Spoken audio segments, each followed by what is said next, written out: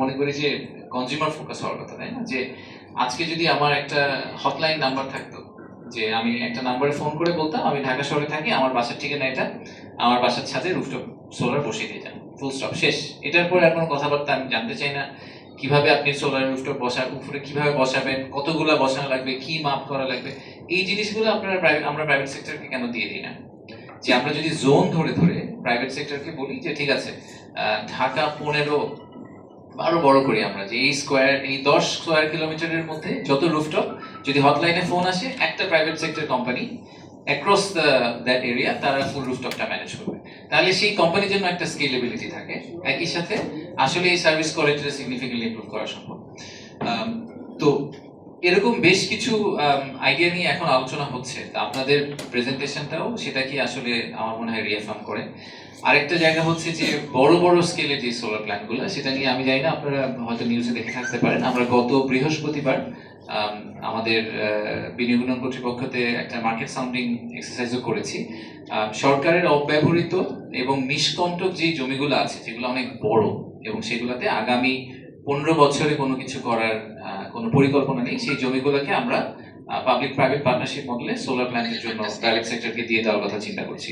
কারণ আমাদের প্রেসিডেন্ট যেটা বলেছেন যে জমির স্বল্পতা এবং জমির দাম, এই দুটাই আসলে আমাদের ইন্ডাস্ট্রিয়াল স্কেল সোলারের জন্য সবচেয়ে বড় চ্যালেঞ্জ।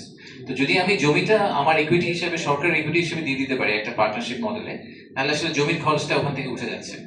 উঠে গেলে যেটা হবে যে আমাদের হয়তো পার কিলোওয়াটেও আসলে কস্টটা সিগনিফিকেন্টলি কমে আসবে।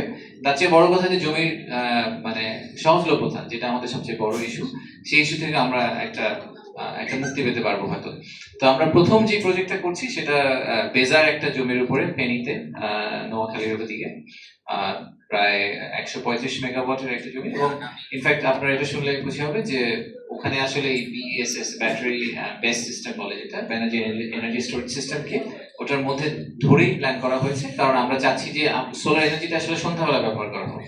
দিনের বেলা কিন্তু আমাদের আসলে ইলেকট্রিসিটির খুব একটা ঘাটতি নেই। আমি জানি না এটা সবাই খুব ক্লিয়ারলি জানেন কিনা, আমাদের মেজর চ্যালেঞ্জ হচ্ছে সন্ধ্যাবেলা।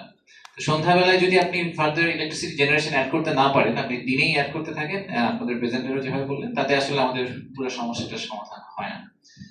এবং একই সাথে প্রধানমন্ত্রী একটা নির্দেশনা দিয়েছিলেন বিভিন্ন মন্ত্রণালয়কে, যে তাদের এরকম বড় বড় জমির লিস্ট আমাদের কাছে পাঠাতে, পিপিপি অথরিটিটাতে পাঠাতে। তো প্রথম রাউন্ডে 4টা সংস্থা অলরেডি পাঠিয়েছেন।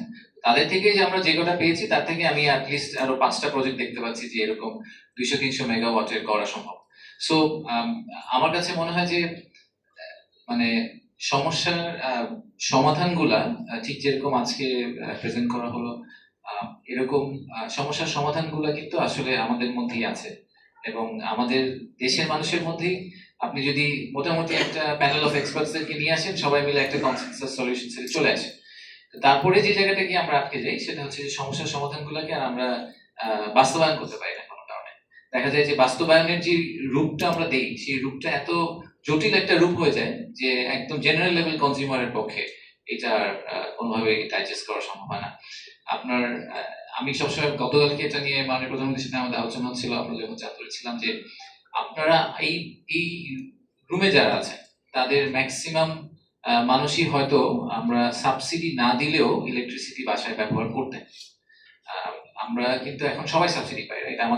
আমার বাসায় যে এসিটা চলে আজকে, এখানে যে এসিটা চলছে, এই এসিটাতে কিন্তু সাবসিডি দেওয়া হয়েছে সরকার থেকে।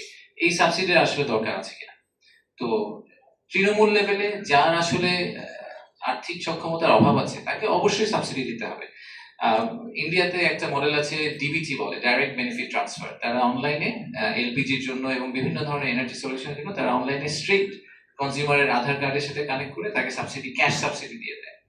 কিন্তু আমরা যে সাবসিডিটা দিই, যেটা এই ম্যাক্রো লেভেলে যে সাবসিডিটা দেই পিডিবি থেকে, এইটা আসলে সাস্টেইনেবল না।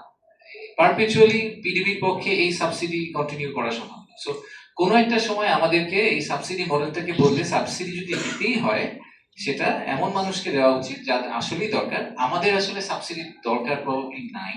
সেক্ষেত্রে আমাদের উচিত যে রাষ্ট্র যেই দামে ইলেকট্রিসিটি প্রডিউস করছে, সেই দামটা অন্তত রাষ্ট্রকে দেওয়া। রাষ্ট্র যদি লাভবান নাও হয়, রাষ্ট্রকে মিনিমাম অতটুকু সাপোর্টটা আমাদের দেওয়া। তো এটা নিয়ে অনেক বিস্তর আলোচনা হচ্ছে। তো আমি আবারও বলবো যে দেখেন, এখন এইবার আমাদের এই যুদ্ধে আমাদের অনেক ক্ষতি হয়েছে, যুদ্ধের কারণে আমাদের অনেক একটা দুর্ভোগ পোহাতে হয়েছে। লম্বা তেলের লাইন লেগে গিয়েছিল, একটা সময় মনে হচ্ছিল যে দেশের ইকোনমি আরো একটা বড় ধাক্কার ভিতর দিয়ে যাবে, গেছেও কিছুটা। বাট এই যুদ্ধের একটা যদি বড় লাভ হয়ে থাকে, ঠিক যেরকম কোভিড এর সময় ওয়ার্ক ফ্রম হোম এবং জুম মিটিং করে আমরা শিখে গিয়েছিলাম, তা আমার ধারণা যে এই যুদ্ধে একটা আমাদের বড় লাভ হয়েছে যে আমাদের এই উপলব্ধিটা আবারও বড় করে এসেছে যে আমাদেরকে এনার্জি ট্রানজিশনটা করতে হবে। এনার্জি ট্রানজিশন যদি আমরা না করতে পারি, এরকম আরো একটা ঘটনা হয়তো আবার বছর দেড়েক পরে ঘটবে, আবারও আমরা এই একই সাইকেলের মধ্যে ঘুরপাক খেতে থাকবো। সো এখন সরকার থেকে খুব সিরিয়াস আমরা চেষ্টা করছি যে রিনিউয়েবল এনার্জি কমিটিটা, আমাদের কয়েকটা স্পেসিফিক আইডিয়া আছে, তার মধ্যে রুফটপে যে আমি যে কথাটা বললাম যে এটাকে আরো কিভাবে ইজি করা যায়, রুফটপ মানে রুফটপকে ডেমোক্রেটাইজ কিভাবে করা যায় এবং কিভাবে জনবহুল করা যায়। আর দ্বিতীয় হচ্ছে যে ইন্ডাস্ট্রিয়াল স্কেলে আসলে সরকারি জমিগুলা দিয়ে কত বেশি সোলার প্রোডাকশন করা যায়, এগুলাতে আমরা ফোকাস করার চেষ্টা করছি। তো আপনাদের কথাগুলো শুনতে পারলে আরো ভালো লাগতো, কিন্তু আনফরচুনেটলি আমার আরেকটা মিটিং এ যেতে হবে, এই জন্য